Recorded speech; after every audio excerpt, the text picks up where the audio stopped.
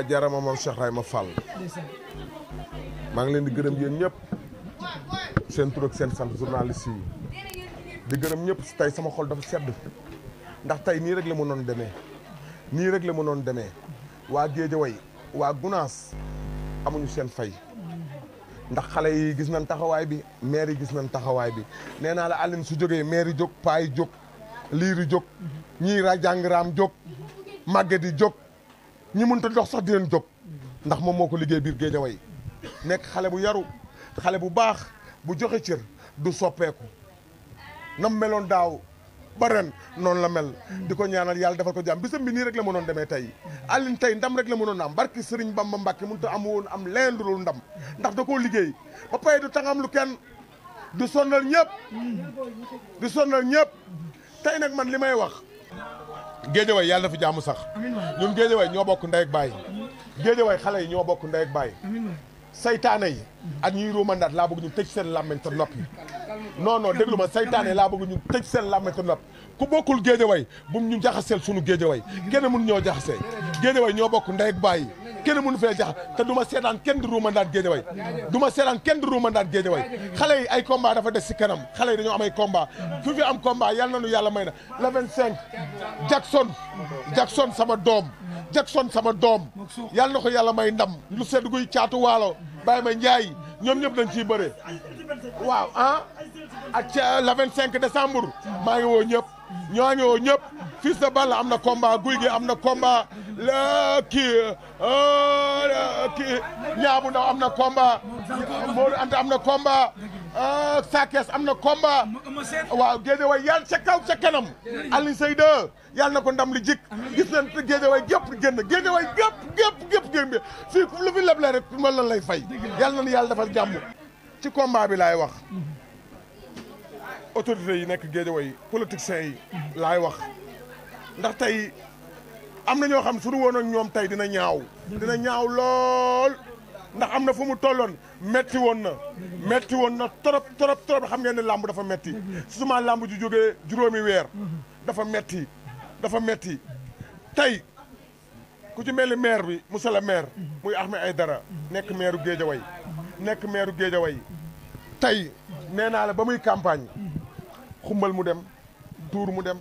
tànn beer mu dem sabar mu dem open de presse mu dem tey nag bi mu faloo ba léegi kenn mënu koo teg bët te loolu ñaaw na c'est honte loolu dafa ñaaw Aline doomu gox bi la Aline tey lambu da cee am cër te léegi xam na lambu lan la mobilisation ku ci amul mobilisation soo ba nga toog xoolal tey ni mu def xale yi supporteram yi ñoo jaay seen dajale seen i juróom ak seen i fukk ak seen i ñaar fukk jëndee ko billet tey jii amu ñoo xam ne joxuñu leen ay billet ñu dem di ko jaay ki nga xam ne mooy dajale xaalisam di dem di jënd billet kooku doo ko jox billet mu dem di ko jaayi tey jii xoolal li mu mobilisé te mobilisé ba tey billaahi wallaahi ñi waroon dem yëpp demuñu li mu mobilisé li dese ëpp doole te li ci kanam raw li bët li may ñaan autorités politiciens yi nekk Géejawaay élection yaa ngi ñëw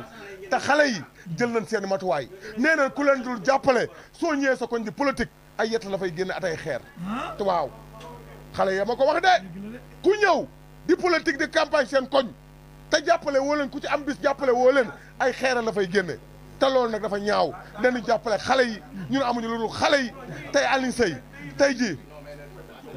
kor njaak ñoo ngi koy gërëm bu baax gis naa taxawaayam bi suru woon ak moom tey dina ñaaw kor njaak tey la ma woo am nu mu def kor njaak maa ngi koy gërëm bu baax a baax mention spéciale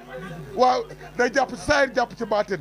Ibrahima Diop promoteur maa ngi koy gërëm bu baax jàpp na ci saayir jàpp na ci baatin Basirou Ka borom téere yi Basirou Ka taalibe Cheikh Béthio Basirou Ka maa ngi koy gërëm di ko sant bu baax a baax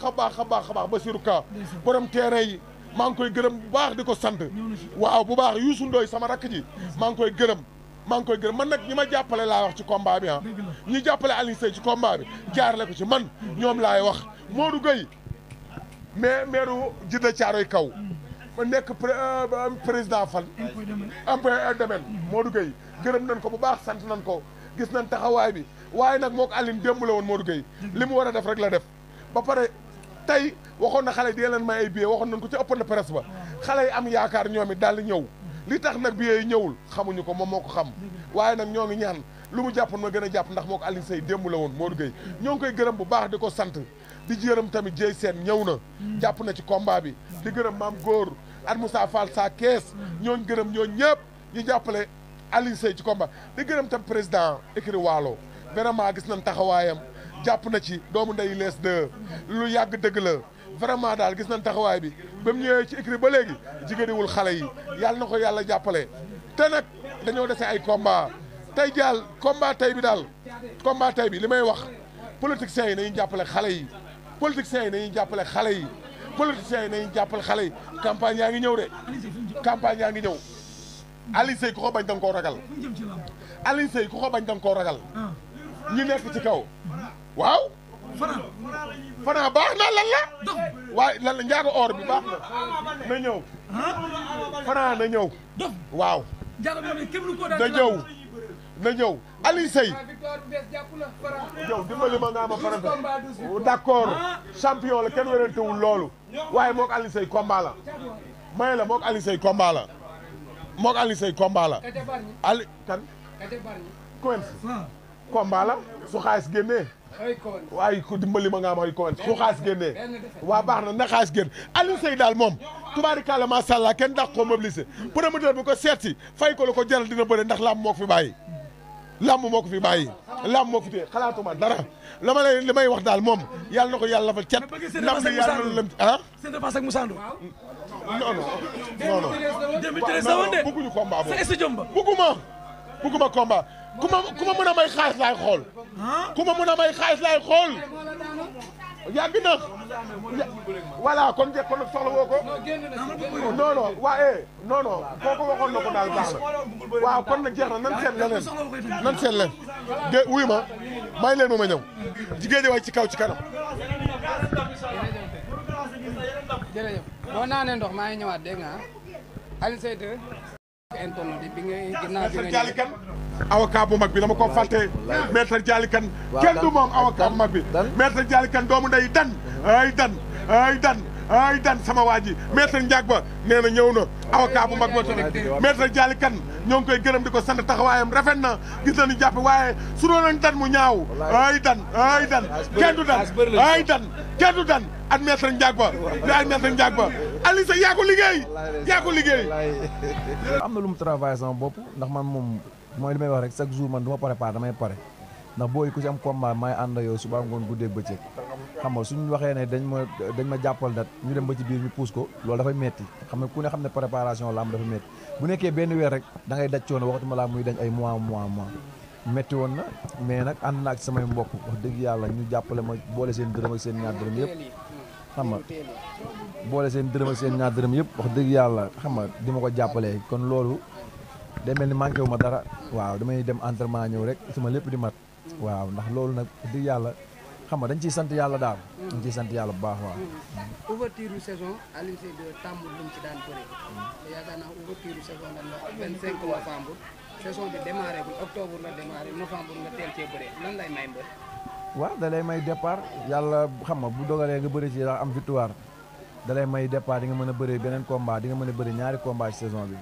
kon loolu dañ koy sant yàlla rek te xam ne ay jaam yi doon sàkku lañ rek suñu borom may ñu dañ koy sant yàlla bu baax a baax te xam ne du suñu njàmbaar waaw was nañ suñu àq nag def nañ ci lu ñu mën mais dañuy jàpp ne suñu borom moo nam loolu rek wàccaayu combat bi kenn ku ne xam na ne ren macha allah géej waaye combat yi bëri na say rakk doon bëri am ñu ci am victoire am ñu ci am defet ñoo xam ne yaakaaru géej waaye lañ nga bokk na ñoom di pare amul dara dut bi mu andi woon ci sa xel loolu ñoom ñu dem daanu indiwul benn dut wax dëgg yàlla ñooñu xam nga ñu ngi leen di encouragé ñi ci daanu ñu ngi leen di encouragé ñi ci am ndam ñu ngi leen di félicité bu baax a baax a baax a baax dina wax ne àdduna moom noonu la tey bés la suba bés la bis bu nekk la ca war a xew ñi bëri daan noonu dañ doon bëri di daan ay nit xam nga yoolu la yàlla dagal seen jëmm yi dañ ko sante yàlla te xam ne yoonu ndaw du gaaw ay xale lañ nañ góorgóorluwaat te xam ne xam nga dara jeexul kon yàlla na yàlla may xolu muñ ñi nga xam ne daan nañ yàlla na yàlla may xolu muñ ñi nga xam ne bëri nañ daan tamit suñu borom defal leen tawfiq defal leen taysir combat yi di continuer ñuy am ndam barke Seydina Mohamed ba gars yi ku ci am question rek mu ñëw mais dañuy ñëw taxaw ci wàccaayu combat bi parce que ouverture saison ñëpp xam nañ ne dafa metti wàcc combat parce que mbëri 27 août bi saison bi tëjee ñu bëri dañuy nekk ci noppaloo yaram beeg affaire yooyu 1er octobre mbir yu bëri duñu pare. wàccaay bi nan la doon demee le fait que gars yi amuñu combat wàccaay bi nan la doon demee. waaw Modou moom wax dëgg yàlla man li dal yenn gars yi daluñu ma ndax man yàlla dafa dogal entraînement moo nekk sama deret samedi dimanche bi may toog di noppalu sax wallaahi la damay feebar fekk dew ma lundi entraînement wallaahi la du caméra yi moom moo tax may wax aw ma sax temps wu noppalu entraînement moom mooy dundal comme ni gars yi di xëy war a naan café wa feebar wala affaire noonu su ma demul entraînement man damay am problème ba tax na xam nga saa yi su ma amee combat su ma amul combat maa ngi ci entraînement yi moo tax lu bëri daal li dal gars yi bu ñu amee combat la ñuy entraîné wala bu ñu amul combat nangam di kii moom su ma amee combat su ma amul combat yëpp maa ngi ci ndax su ma amul combat wax naa la sama booy dañu am combat xam nga ñoom dañuy am combat te wax dëgg yàlla dañuy sonn ci man su ñu amee combat tamit c'est normal ma sonn ci ñoom sonn gi nag dama ci caat waalo sama doom la maa ngi sant ñëpp nag ikiri waalo xale yëpp taalibe Cheikh ñi nga xamante ne wax dëgg yàlla presque combat bi caat waalo dem na ba tooy wallahi la contact faja di allo caat mooy mais day jóg man xam naa ne kii dee na mais mënul ñàkk si man wax dëgg yàlla ak ñi nga xamante ni wax dëgg yàlla jàpp nañ ci combat bi yëpp xale yëpp nag cat ba cat mais xam nga duñ naan rek ku la defal lu baax noo def nga wax ko ndax wax dëgg yàlla Zé kooku sama doom la wax dëgg yàlla si sama préparation combat yi laa ko yónni mu def soog xam nga affaire bi métti na ci moom mais teewul moom moo tax ma gën a xam nga moo tax ma gën a jàjjuwaay ne ma sa combat bu jaroon bakkan sax wallaahi la azim ma dee nga amul ndam moom ak gëma xam nga loolu mu wax ma ko mu nekk lu rëy ci man ñoom taalibe Cheikh ñoom Alioune Seye Junior ñoom majju xam nga ñoom Assane Thiass ñoom xam nga ñoom majju numéro 2 Papa Boy Djiné ñoom Maguette Seck xam nga sama booy yëpp su ma limee damay juum mais booy yëpp wallaahi la azim ñi si am combat taluñu seen combat ñi si amul combat dañ ma gën a bëgg combat bi ñoom Ali 2 ñoom Seydina Diagne numéro 2 ñu ikiri waalo bi yëpp cat ba cat coach Souleymane xam nga moom tamit xam nga di daj ay coono ci man coach Arona Sall moom ma grand li jaan yi nga xamante ni dëgg yàlla moo tax jooyu mu lu bëri waaw ndax ak combat bi dem na tool foo xamante ni soo ko grand affaire bi dégg na mu ne ma waa xaar ma ñëw xam nga képp dugg ay dugal ba tax na yéeguma affaire yi suñu président écrit tamit yàpp ci dara day taal otoom day jóge ci garage bi sax jaar këram jaar école ba mbër lii bu amee xéwal jox la boo fekkee am nga ko mën a ànd mu dugg boo laal sa xaay moom mooy joxe xaay sax kon moom ñu ngi koy ñaanal bu baax a baax waaw met jaalikan tamit ñu ngi koy sant bu baax wallahi la azim ba ñuy dale non du loolu ku la defal lu baax da nga koy wax ndax ñoom ci moment bi ñuy ñëw wallahi la azim day fekk affaire yi métti mais bu ñu ñëwee bu ñu xëtee rek dañuy xaw a paralysé mais ñu ciy xam nga ñu ciy gërëm dan nag lépp moom moo ko oyofal waaw mais Modou Gueye tamit jàpp na ci affaire yi ñu ngi koy sant bu baax a baax Modou Gueye xam nga Ibrahima Diop tamit Kajoor waaw moo tamit jàpp na ci combat bi Dieye Sène waaw sama papa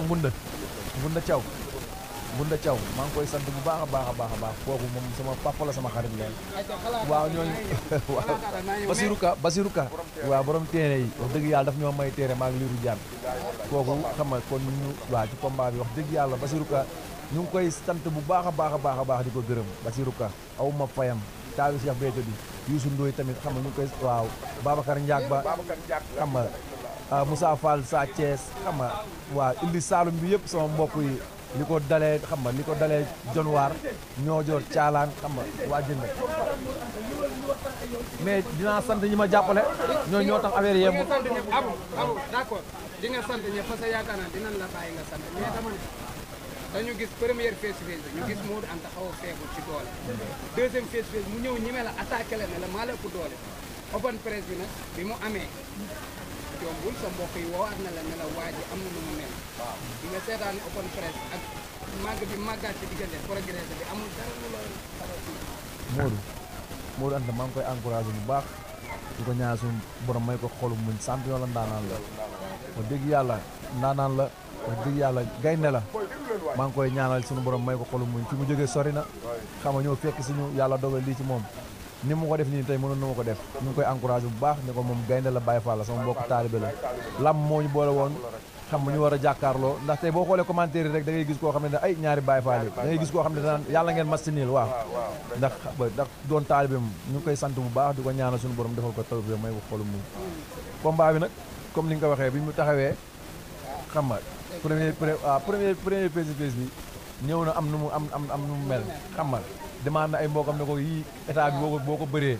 sa waay dina kii xam nga mu demaat xam nga entraîné waat jaajuwaat maa ko dugal ci combat bi waaw ñëw nag xam nga mais nag xamul comme la ma waxoon rek ku xamul mbaam mooy foon wëkk ba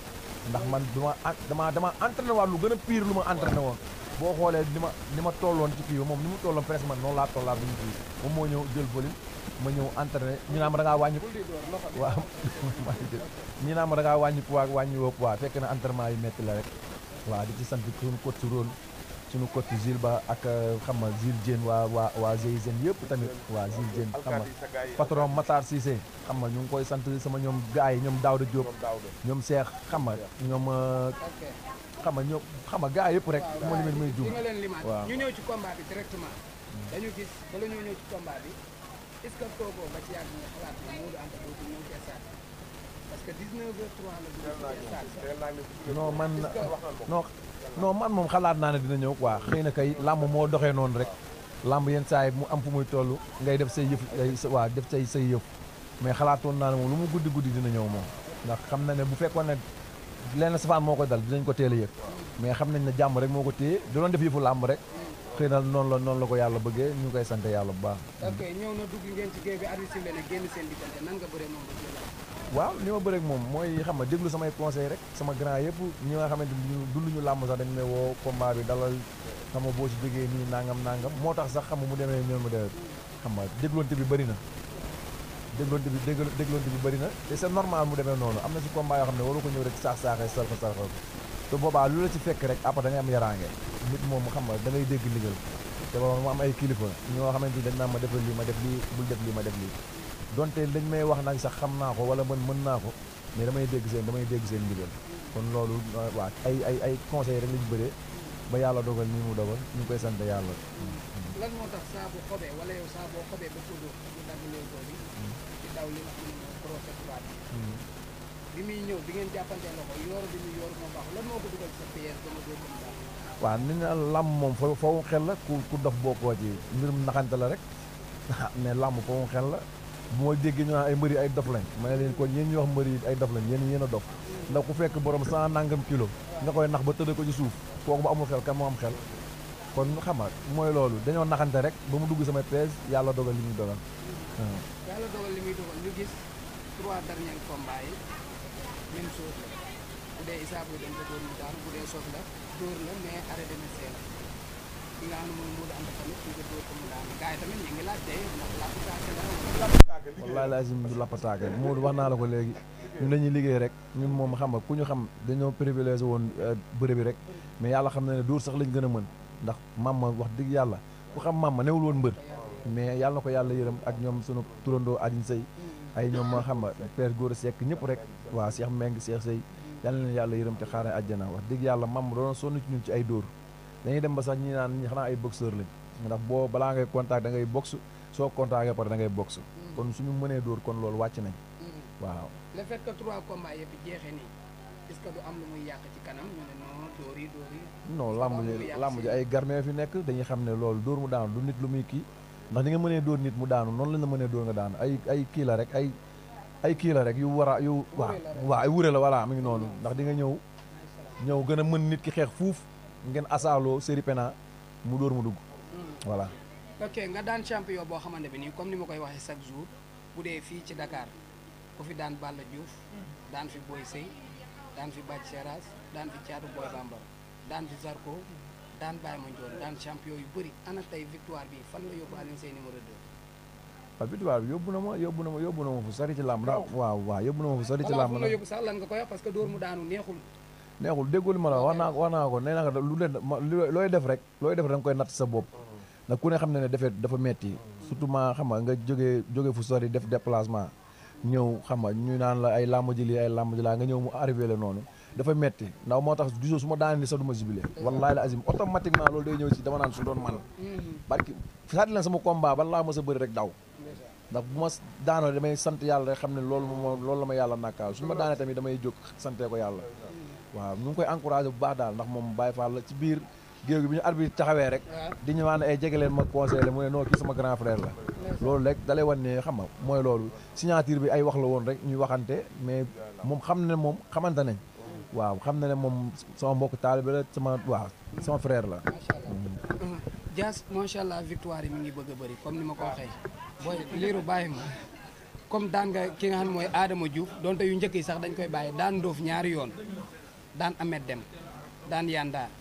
daan ki nga xam mooy Zos daan Issa Pouye victoire yooyu moo mujj tey nga daan Modou Anta Alioune Seye 2 fan la jëm ci làmb.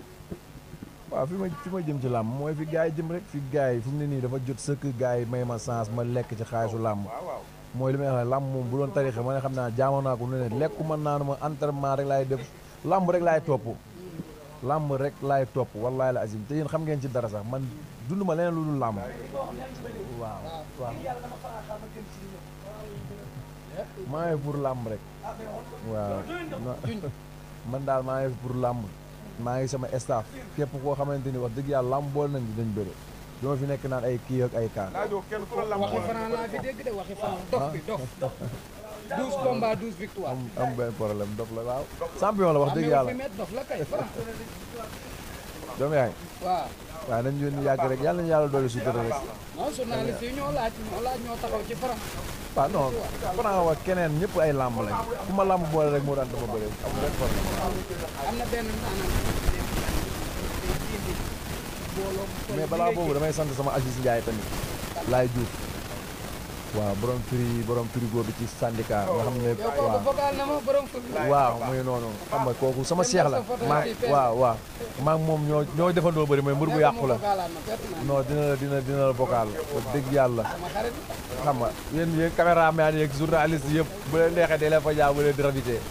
wax dëgg yàlla namuma dara wallahi la azim bu combat bi taxee presque 1 mois combat presque 1 mois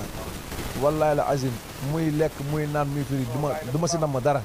sama xaalis du ma ko ci génnee moom laay wax naan ko sama Aziz Ndiaye numéro 2 kon laa jërëjëf xale ba nekk Bargny waaw xale ba nekk Bargny man yow xam nga ragal ma loolu wax naa la ma may met Abdou Dialé Kane bu làmb ji loolu moom xam nga bindu mu tooy la woogul mais xale ba koen si benn defet la am daana lépp tër yow moo daan man ngay waxal de 2011 la gëj a jéggi ci mu ñëw Modou Anta xam nga làmb moo waxul dëgg rek waaye xam nga ne man fii ma taxaw ni du suma place rek xam nga dégg la xam nga suñu borom mooy ñëw ay dogalam rek mais war nga xam ne yow ñi si kaw sax gën ñu ma capable dàq ñu ma bëri dàq ñu ma xeex xam nga loolu te ëpp ñu ma fit tamit mais xam nga yàlla moom mooy xool nu ko neexee rek mu teg ko jaam mais ñu ngi koy sant yàlla bu baax a baax a baax waaw suma grand Thierno borom daaru moom tamit day sonni sama combat di ci jàpp xam nga waa Seydou famille oustaz Pape Sarr moom tamit xam nga waaw xam nga rek am na solo bëgg sëñ Babacar si bay bëgg a buy wax sëñ barke sëñ Babacar si lay wax dafa am bëgg sëñ Babacar dafa am benn mbër boo bëree loon samedi 27 février Modou Galas borom parrain ëpp presse bi Modou Galas waaw moom tamit ñu ngi koy jaajëfal xam nga moom daj na ci coono moom lañ tuddee lamb moom lañ tuddee ëpp presse bi mu xam nga booy defuñu dara mu def lépp ba pare xam nga demaat ci Modou Gueye def ay démarches ba ñu gis Modou Gueye laa bi Abdal Aziz ñu ngi koy gërëm xam nga Abu Tawfeex am na solo dafa am benn xale boo bëree loon ngeen bokk génération mu dugg géej waaye nag am fi victoire yu bëri donte defet bi mu fi am Sa Thiès moo ko daan ngeen bëre sama doom nday Naar Sogas maa ngi koy bëggee di ko sant bu baax ngeen bëre mu am ndam ci sa kaw muy Moussa Ndoye lan nga ci wax Modou waaw xam nga àdduna comme ni ma la koy waxee rek tey bés la suba bés la gis nga àdduna bu boo ci nekkee di wax lu rafet wala ngay jéemoo def lu rafet dafa am solo ndax Modou Anta sama nawle kii déggam kii non Moussa Ndoye sama nawle sama mbër mu mbër la bëre woon nañ yàlla dogal mu daan ma mais tey mbër amoo droit di toog ñu naan la mbër man mos nga maa dékk micro rek nga ne ma kii même lamb laa booy bu ndaw damay dégg sax ma ne la booy waa après dinañ bëri kaf ak yow xam nga damay xam ne lamb booleeguñu mais xam nga cukk du la tee yóbbaase oom mais xam nga moom xëy na muy kii ñu ma non bëréewuma ak Alioune Seye bëréewuma ak Alioune Seye nangam mais tey muy wax day tooñ rek de non tooñul de ci dëggam la nekkoon de ci daaj ndax promoteur yi bëri bëggoon nañ combat boobu noonu avant maa bëri ak Modou Anta yow xam nga ci dara waaw ko promoteur yi bëri bëggoon nañ combat bi mu ne bëriwul ak moom mais tamit xam nga moom la rek mais yaa ko fa am de yaa fa am bor waaw maa ko fa am léegi cooji bu ñu làmb boole rek ñu bëree waaw bu ñu làmb boole rek ñu bëree léegi sa digganteeg benn xale bu nekk Fass tamit fukki combat ak benn la am benn défaite kese la am muy Gris 2 waaye dégg ñoom ñëpp làmb la ku ma làmb booleel moo anta ma bëre bàyyiwuma fi kenn ci kàttanu yàlla moo anta na sa jàmm bëri rek wallaahi la azim. ok lan ngay wax mbëri géejawaay yi nga xamante ne tey jàppale nan la ñëw wuy si la stade ñenn ñi tamit ñi nga xamante bi ni tey mënuñoo ñëw woo nañ la téléphone wala liggéey nu la yóbbante nañ ci liiru jaan la ko dagee ci Balla Gaye ba ci suuf man daal mbëru géejawaay aw ma seen fay maa ngi leen di sant bu baax cat ba cat wallaahi la azim mbër mu ndaw ak mbër mu mag ku ñëw ak ku ñëwul sant naa la gërëm naa la ndax wax dëgg yàlla aw ma ci xaaj ak seen man xam nga ñëpp samay doomu ndey lañ du ma si dem kër kenn di rang ci bunti wala ma naan la nangam mais sama doomu ndey la dëggeer moom maa ngi koy sant bu baax a baax a baax a baax ndax contact fajar gi ñoo nekkoon xam nga lu ñu naan ku war a ñaay ba wàcc loo war mu tuut moo tax bu gars yi di wax naan ma ay combat bi naan ay réel la ma defoon mais maa ngi koy sant moom tamit di ko encouragé di ko félicité combat bi mu jóge sama doom Macha tamit Macha Pereira maa ngi koy sant bu baax bu dëgg yàlla combat bi daj na ci ay coono mais làmb mu yenn saa moo dul wax dëgg fi nga koy demee ba yaakaar li lay daan sax yaa koy def mais làmb ji da cee entraîné ba mu sumee ko ñëpp xam ne entraîné waaw mu ngi noonu xam nga ki ko daan war na ko daan dama gis benn image ñu gis Sa Touba dugg si ci làmb ji nga daw dogaale ko dajeeg moom lan moo xew ci